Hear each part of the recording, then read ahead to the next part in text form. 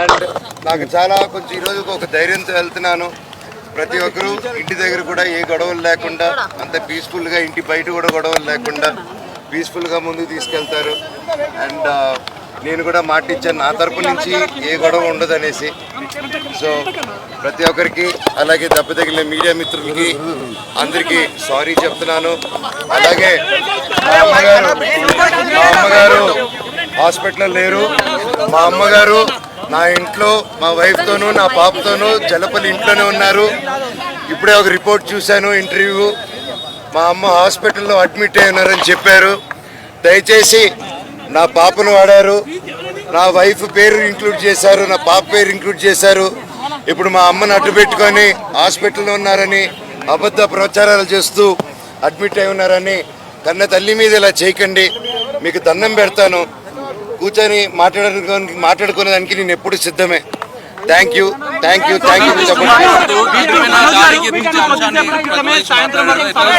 పరిష్కరిస్తామని చెప్పారు. దానిపైన మీరు ఏం చెప్పారు? విష్ణు సాయంత్రం వరకు ఈ సమస్యను పరిష్కరించుకుంటామని చెప్పారు. దానిపైన మీరేమంటారు? అయితే మంచిదే కదండి, అందరికి మంచి జరిగితే మంచిదే కదా. ఊరోళ్ళందరికీ మంచి జరగాలి. తిరుపతిలో ఉన్న వాళ్ళకి పెడతారా ఈరోజు? అవునండి, అంటే ఉంది కదండి. వినయ్ గారు కూడా తిరుపతిలో వినయ్ గారు చేసే విషయాలు కొన్ని నచ్చట్లేదు నాకు. అవన్నీ కొంచెం సమాధానం చెప్పి, తిరుపతి చంద్రగిరి మండలంలో మీకు తెలిసేంత పేద ప్రజల్లో నాన్న అక్కడ ఎందుకు హైదరాబాద్లో, ఆ రోజులోనే హైదరాబాద్లో పెట్టుండొచ్చు. ఆయన ఎందుకు తిరుపతిలో పెట్టాడు, ఆయన ఎందుకు చంద్రగిరిలో పెట్టాడంటే ఆయన సొంత ఊరు, అక్కడున్న జనాలు అభివృద్ధి చెందాలి, రాయలసీమలో అభివృద్ధి చెందాలనేసి ఆ మైండ్ సెట్ పెట్టి ఎంతో కష్టపడి ఇంత దూరం తీసుకొచ్చారు దాన్ని. ఈరోజు ఎవరో వచ్చేసి దాన్ని ఒక ఎడ్యుకేషనల్ బ్యాక్గ్రౌండ్ ఉందో లేదో కూడా తెలియదు, వచ్చి అలా చేయడం, ఒక పేద ప్రజల్ని ఒక మీట్ అవ్వకుండా చేయడం అంటే నాన్నగారి దగ్గరికి వెళ్ళలేకపోతున్నారు, ఆయన వరకు రీచ్ అవ్వట్లేదు. అది ఆయన తెలియపరచాలని నా తపనన్ని ప్రయత్నాన్ని ఆపుతున్నారు. సో ఇవన్నీ డిస్కస్ చేస్తే విద్యా సంస్థల గురించి మీరు పోరాటం చేస్తామని మీరు చెప్తున్నారు, కానీ అంతర్గతంగా ఈ ఆస్తి వివాదాలకు కారణం అని చెప్పి ప్రచారం జరుగుతుంది. అది మీకు కూడా తెలుసండి, మనోజ్ అడగడని.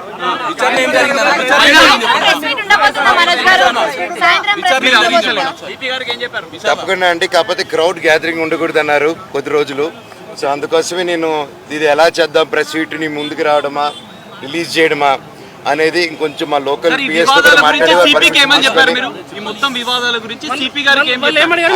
సిపి గారితో ఏం డిస్కస్ చేస్తున్నా డిస్కస్ చేయకూడదండి. నేను అఫీషియల్ గా వాళ్ళు చెప్తేనే కరెక్ట్. అర్థం కాలేదు, మీరే తెలియదు.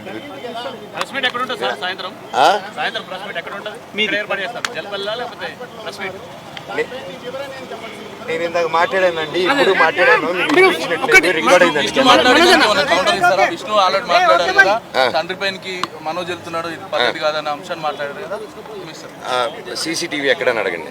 సీసీ ఫుటేజ్ గురించి ఏమైనా చెప్పారా? లేదు సార్, సిపి గారు పట్టుకుని తీసుకొస్తా అన్నారు. విజయ్ అనే వ్యక్తిని, కిరణ్ అనే వ్యక్తిని ఆల్రెడీ పట్టుకుని ఉన్నారు. ఇప్పుడు విజయ్ అనే వ్యక్తిని కూడా పట్టుకుని వచ్చి ఇంట్రోగేట్ చేస్తున్నారు. వివాదానికి విష్ణుయే కారణం అంటారా? అంటే కుట్రలు జరుగుతున్నాయని చెప్పి మీరు ఆరోపిస్తున్న నేపథ్యం. మా నాన్న అయితే కాదండి, మా నాన్న దేవుడు. ఆయన ఈ రోజు ఏదైతే చూస్తున్నారు మీరు, ఆయన అగ్రెషన్ అది ఆయన కాదు. కుటుంబానికి, ఇద్దరు అన్నలకి, మా నాన్నగారికి, ప్రతి ఒక్కరికి ఇన్సిడెంట్కి జరిగిన వల్ల అపాలజీస్ చెప్తున్నాను. థ్యాంక్ యూ అండి. ఇప్పుడు న్యాయం పక్కే ఉంటుంది, నేను న్యాయం పక్కే ఉంటాను.